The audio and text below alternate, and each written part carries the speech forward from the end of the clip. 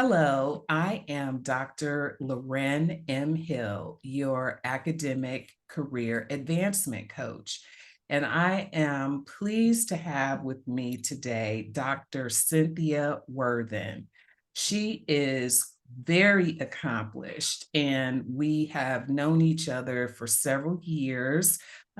We became acquainted when she was at a university that I was at, and she was the Dean of Academic Affairs. And let me tell you, when the announcement came through that Dr. Worthen was joining our institution, I can be frank and candid, and she knows this, that not everybody was happy because not just because of her, but there had been quite a bit of turnover Mhm. in that position. And there was also some institutional reorganization.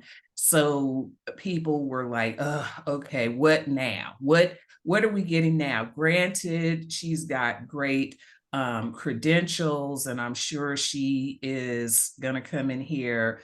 But the main thing people were saying is like, how many more changes is this going to result in, and what is it going to look like? So she came into the institution when it was going through a lot of upheaval. And so not everybody was happy. And then when she came into one of the meetings and people saw that permanent tan, then some people smiled very broadly, and Mhm. then other people kind of, you know, Yeah. sank back in their seats. Mhm. And so, of course, I'm going to let her tell her story. But I think, for context, it's important to know that when someone comes into the room, there's already some conversation going on about who's about to come through that door. Mhm. And how do you, as the person on either side of that door, engage? So, welcome, Dr. Worthen. I am so happy to be able to have you on today. I know you are actually in the midst of a reaffirmation and some other accreditations. So you've got a lot on your plate. So I really Mhm. appreciate you taking the time to be with us today. Welcome. So, hello, and thank you for having me here today. I'm always happy to sit down and chat with you, Dr. Hill. Um, as you know, I have had quite the career. And as you also mentioned, yes, I am here at another institution right now. And we do have some regulatory hurdles that we are trying to overcome. One of the things that I must say coming into this institution that I have not received at other institutions consistently is that everyone was happy to see me. Mm, Um, Changing the culture of the organization has been wonderful because people are like, oh my God, I'm just so happy to find out about this. And I must say, one of the most welcoming things on this campus was when I was doing the interviewing was when I met the president and she happened to look like me. That was my first time ever that that has occurred. And yeah. I'm going to tell you, I've been working in higher ed over 25 years. Mm, And this is my first time ever having a woman and one that looks like me as the president of the campus. And I must say, um, seeing that leadership up close, especially leadership that mirrors mine, has just been very affirming and very supportive. And it has made me feel a little safer in how I go about my job. But before I get into that, I just want to do just a couple seconds here about um, how I got into higher ed. yes, please. Um, Actually, I stumbled into it. And how I got here really supports when I was doing my dissertation. I interviewed women executive public administrators about their leadership development. Basically, did you receive coaching? Did you receive mentorship? Because, women working in government, um, what I found out is very similar to higher ed, because in fact, some higher ed institutions are state institutions, or they are local community colleges, which are county, city, and or state, sometimes all three funded. So government work um, adjacent, that's what I call it. And so I found myself in Georgia in the early 90s, getting divorced after 12 years of marriage with a small child, working for a Fortune 500 company. My leader was this man of a certain ilk, and the assistant manager was a young woman about my age. She had three children that were like a year apart. They were boom, boom, boom, three little boys, gorgeous little boys. And because we worked in the finance sector, every month end, we had sales closings, we had to do all that reconciliation, etc. It was the end of the year, the last work day of the year, the last day of the year. And all week, she had been coming into work sick. Every day, the boys are sick. I'm sick. My husband's sick. And the day, December 30th, she called our manager, to tell him that I won't be in. I spent the night in the emergency room. Two of the three children have been admitted. I'm sick, the husband's sick, the other kid's sick. I'm home. And he went on a tirade about women in the workforce. And this is why he does not want like hiring women, because we always have stuff to do and we don't show up when needed. Now, mind you, he is a male manager in an office with an all-female staff. So you can imagine the uncomfortableness, the helplessness, because I had, I'm already feeling bad because I've had several days where I've gone skinning up to the school to pick up my child. It's after the pickup time, and she and her teacher are sitting on the curb, both of them upset, waiting on me because I'm late because I've got held up at work. Right. After that speech, I realized being a divorced mom with a small child does not work well in corporate America, because this was my only example. And I knew I could not go my daughter at that time was 5, until she was big enough that I didn't have to worry about taking her to school, picking her up. I knew I could not do those years. So I started thinking about, what did I want to do with my life?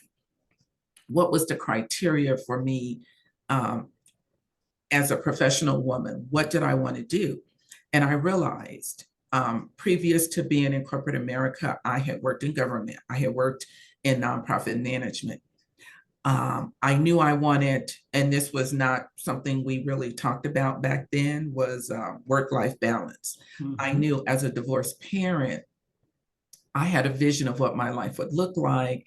I had a vision of how my work would not interfere with my life, but help me to live the life that I wanted. Namely, I could drop my child off to school, I could pick her up, that I could have time off when she was off, that I could have a well-rounded career without the stress of corporate America.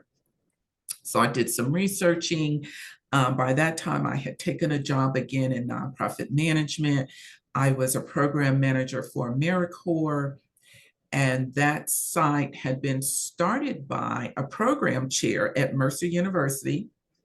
As I said, I was living in Georgia then, and Mercer University is a huge institution in Middle Georgia. They have a teaching hospital and everything. Awesome school. And he was the chair of the Human Services Department, and he needed a place for his students to do internship. So when AmeriCorps came out, it was a match made in heaven, and he started Mid-States Children Challenge. And basically, what we did was we offered daycare services for developmentally disabled children. So we had children with cerebral palsy, fetal alcohol syndrome, and other birth things that affected their ability to learn and to be in a regular nursery school. Because one of the things with AmeriCorps, you cannot duplicate services in the community. And the community had no daycare services for parents whose children were not normal, meaning able-bodied, that they're hitting all of their markers for development. We also offered respite care for those parents, and we did retrofitting of residences for people who had had accidents and now they needed wheelchairs, or they needed ramps, or they needed grab bars in the house. Mm-hmm. So that was my introduction to how education not only helps me personally, but helps the community. And it was because of that is how I transferred into higher ed. I like to say I'm a generalist because I started in financial aid, and then I went to the academic side of the house. Typically, if you start on that student services side, you stay on that side. If you start in admissions, you start there. But I started there, but I liked being in the academic side. So after I left there and I came back, finished my master's, and I moved back to California, I was at the University of Laverne, and that's where I did my doctorate, and I was in an academic department. And that's how I've been able to move from assistant director of financial aid, then I went to program administrator. Then I went to this institution that they actually had a training program, and I was one of the first ones and to go through that program. And it just really gave me an overall view of how the various departments worked together to put forth the mission of the institution and to support the students. So you're saying that the university actually had an internal training program? They did. To help leadership and individuals understand the working components of the institution. Yes. And give you as a leader sort of access to these parts of the institution that perhaps you wouldn't otherwise have known about or sought out.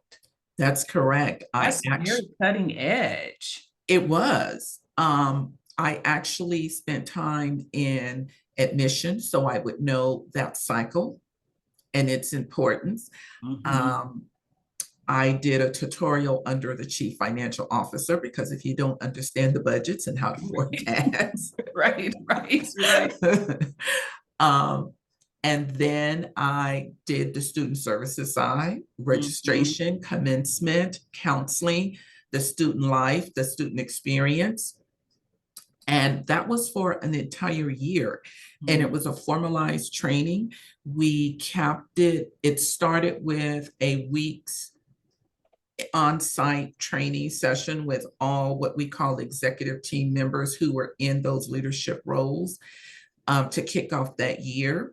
And then we concluded with the year in-person wrap up and presentation of our learnings, our takeaways. And then that's how I came fully into the academic side of the house, because at that point, once I finished, I was moved to a assistant vice president of academic affairs role.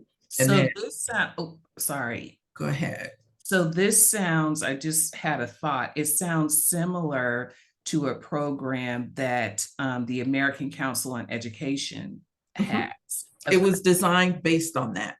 but it was Okay. internal to the institution. Okay, great. And I didn't know that until afterwards. Okay, yes. So ACES has theirs, but it's external to the Mhm. institution. So Yeah. you end up spending a year fellowship as a leader, Yes. shadowing another leader who would be 2 to 3 steps ahead of you in terms of ascension, so that you Yes. get an understanding of their leadership and also the different components of the university business of university. Mhm. Yes. So I'm wondering that, so this is how you have sort of ascended, and Mhm. some of it is you and I both know Dr. Patricia Arredondo, and she was a guest on my show a while back, and she talked about this non-linear path in higher ed. And so, although her entry was sort of different than yours or mine, we all have unique stories to tell. I think it's so interesting that most of the people that I've either interviewed or I coach don't necessarily have that linear path, Right. like, graduate school, right into the professorate, right into leadership. And the other thing that I've noticed is that whether or not that is the case, once you are in the academy, it's been my experience anecdotally, and I think the literature supports this to some degree, that women typically aren't the ones being coached for leadership positions, and women of color aren't necessarily sought out for these positions. And if they are in the positions, they seem to have a shorter tenure. Mhm. Is has that Have you seen that, or has that been your experience? Yes to all of it. Okay. Unfortunately, because Okay. when I did my dissertation, it was on women executives in the public sphere. Mhm, And it was the same thing. They mhm, did not have linear careers. mhm. They all attributed them being in these executive roles to, oh, luck. But then once you start talking to them and you look at their resume, you realize, no, you got there because of preparation and opportunity. It Yes. looked like luck, but you had been working, and they got there because no one was pushing them there. They got there because, oh, I happened to work with somebody, I was doing a good job, and a position came open and I was encouraged to apply. I didn't think I was qualified because I couldn't check all the boxes. So this is something that is very interesting to me, and perhaps we should do some research on this, because I have also found that a lot of times women and women of color, and then, maybe even people in marginalized communities, will say, nah, they'll say it was luck, or that's a shorthand for minimizing their accomplishments. And I think that that is because the external environment minimizes your accomplishments, right? So you already have imposter syndrome going on, and then you come in with an earned doctorate and 57 certificates and accolades, and someone who is not from a marginalized community or population will show up with their barely ink dry on their 1 degree and Mhm. 0 certificates, and they get an external validation, meaning they get a job, Right. or they're encouraged to get a job. Somebody in their network says, oh, let's get fill in the blank. And they are happy to push them forward versus someone who has, 5, 10, 20 times more qualifications, expertise, etc. Mhm. And so then perhaps we internalize that as minimizing what we've done because others are minimizing what we've done. Is that something that you would Yes, say? Okay, all right. yes. And again, I hate to confirm that, but yes, that Mhm, is true. That, and you also mentioned something earlier about when women do get in these leadership roles, that their tenure is typically shorter. mhm. And what I am finding is that once we get to these roles, we don't get to come into a pristine, things are wonderful. We get a mess. So we're coming in having to clean up. Yes. So we are not, so and we tend to be overqualified, meaning we are getting these roles later in our career. We're older. Mhm. Whereas some of these other folks are getting theirs right after they finished. Okay, And okay. they are newer in their careers. They don't have as much experience. So Mhm. they get to come in, they get that first pass, and they've done some things. And now the institution realizes, oh, we need somebody who can really come in here and get us straight.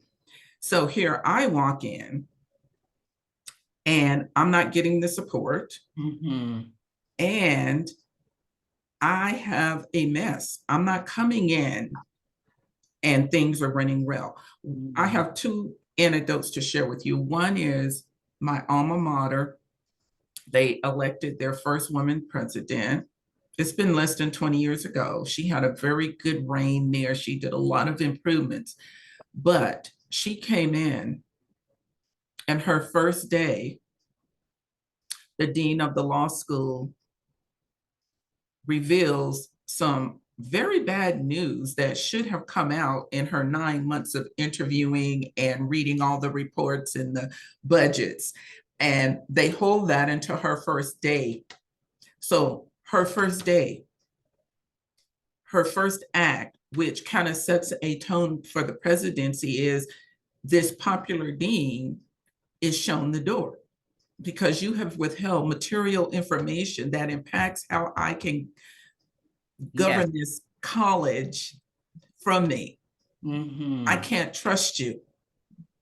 Mhm. I was hired at an institution, came in on the first day, had the welcome, had the meeting with all the executive management team, went to lunch with the president.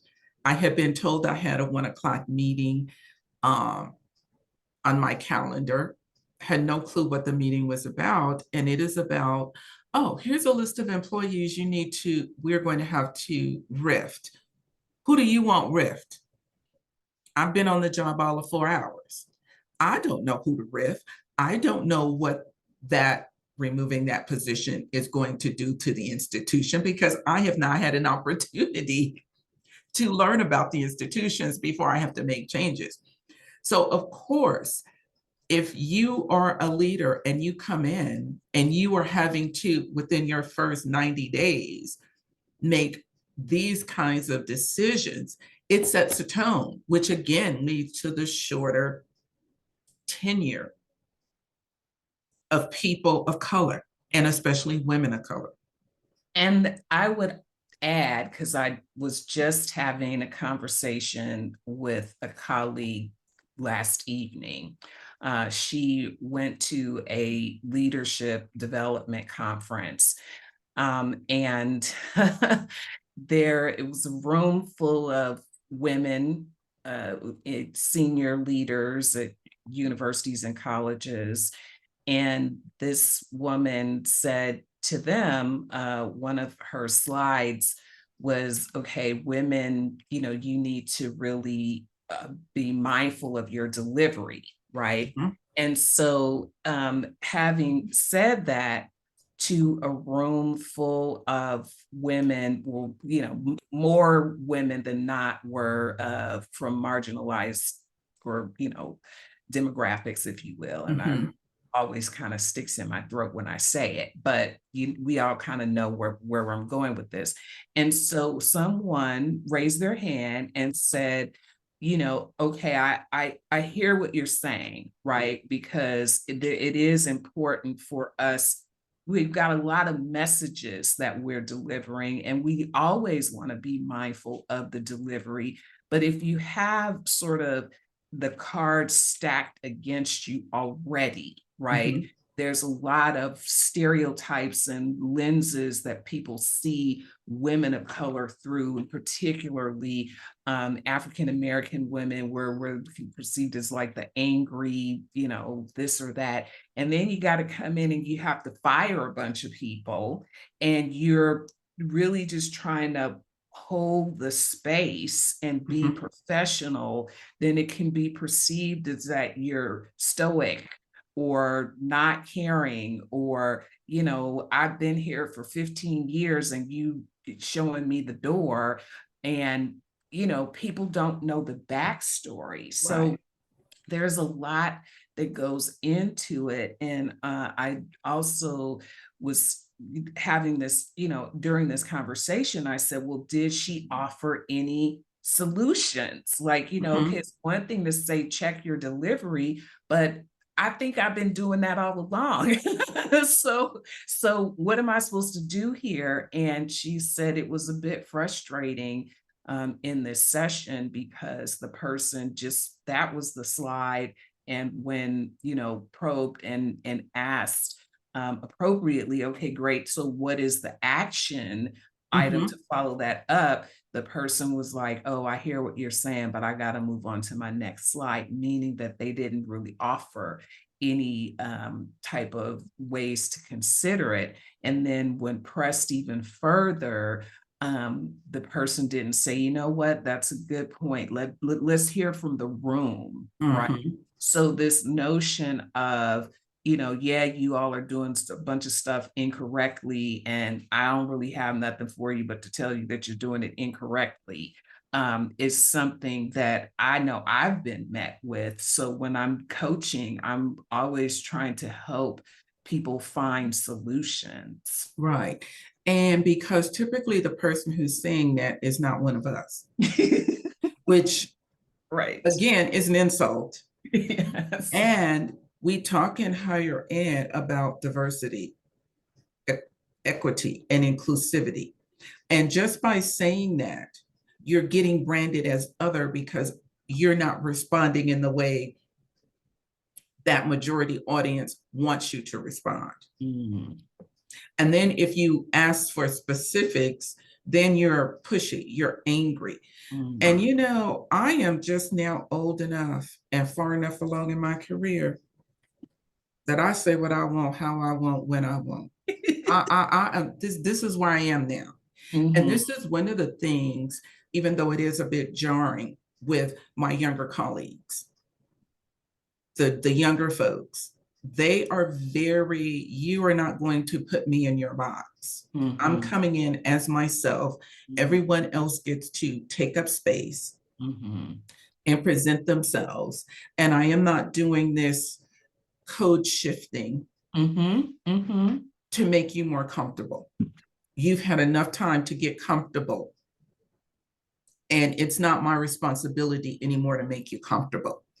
I And I am embracing that. Yes, yes. I It am embracing it. And it has freed me. And when I look back over my career and I think, had you been this bold 20 years ago, mm, even 5 years ago, what would have been different? mhm. Because it was always play nice, be Right. nice, don't draw attention to yourself, swallow back what you want to say. Even when you have a valid point and you hear someone else is making it, you sit back because you don't want to draw attention to yourself, because the assumption is whatever you say is going to be filtered through a distorted lens. So I wonder how much of that, because I definitely resonate with that. And I Mhm. also resonate with the, like, I'm gonna use my authentic voice, and you figure that out on your own because that's your own stuff, right? Right. And so I have reflected on this as well.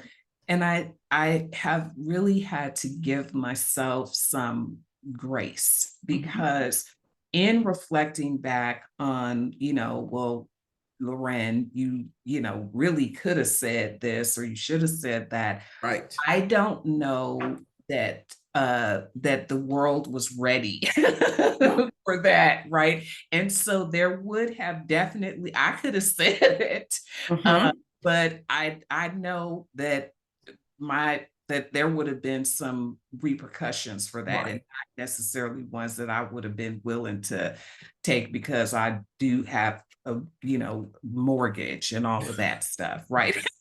So I am really, really happy that things have gotten to a point now where people can say use their authentic voice. Mhm. There are always, as my dad used to say, like there's consequences and repercussions to every decision you make. Right. And so I think that sometimes things that are said are like way over here. And then Mhm. sometimes they're way over here. And how do we find something in the middle so that while your message is being put out, that the receiver can hear it. Now, Right. it may not be all perfect because we don't live in a perfect world, Mhm. but sometimes you can get your message out and okay, you got your message out and that's all you're known for. So Right. I do think that we are in a better place, and that things are always changing, Right. and having some seasoned individuals to help coach, mentor, guide people as they go along in any field or career is very important. And so I just want to thank you so much for being here today and giving us some of your insights. And I'm so glad that you're now at a place where you see yourself in more ways than one. So thank you so much, Dr. Worthen, and I You're wish you welcome. continued success. Thank you very much. It's been great talking with you, and it's great when you get to a place not only personally but professionally, and everything is in harmony. Oh, wow. And I think that that's part of being able to be comfortable and be that authentic self. And I think some of my success came when I did embrace this is who I am. Mhm. And for me to be effective, people need to see that, not this facade I'm presenting to be safe. I Mhm. can recall going into my president's office. Um, One of the things you had asked me about before we got started about what was taxing and what has been rewarding. So the rewarding piece is being able to be me. What was taxing before that was again that shape shifting, and one of the things when I moved up into a leadership role was I was not prepared for the judgments. There is never you never can make people happy. Mhm. And one of the things someone more senior than I had told me, a male, again, I felt he had the ability to have this philosophy, but I have since embraced it because he was right. And he said, as a leader, if everybody's happy with you, you're doing something wrong. Mhm. If everybody's angry with you, you're doing something wrong. He Mhm. said, however, if you can't get some consensus, that means you are striking the right balance because not everybody's getting what they want. Yes. And so once I got comfortable with it's lonely at the top because it Mhm. is. And if you're the only one in the room that looks like you, which in my leadership roles in higher ed. I have been, Mhm. as I said, in nearly 30 years, this is the first time I have not been the only one Hmm. like me in the room at the leadership table. So you have to have this self preservation, you have to have this self awareness, that self reflection, and you have to have people outside the academy that can support you and sustain you when you're having those moments. Yes. Yes. And now people like you and I are in positions where we've reached a place in our careers where we are reaching back and we're supporting, we're giving that coaching, that mentoring, that support that we had to rely on our colleagues who were in the same boat we were. And sometimes it was just, let's get together and cry over our coffee while we take a walk around the campus. Yes. You know, just give me 5 minutes and then I can go back. Mhm. But Mm. now we are in a place where we can pay what we've learned forward. And so that's part of that reward.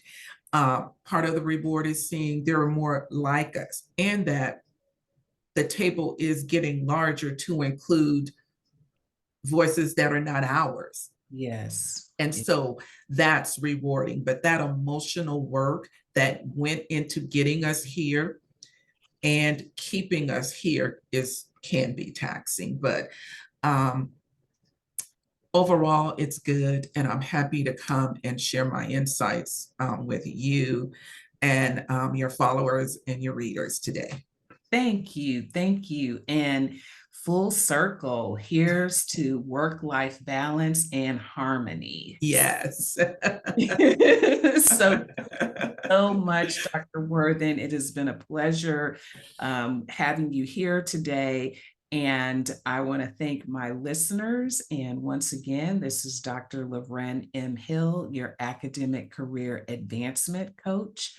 And we look forward to being with you again soon.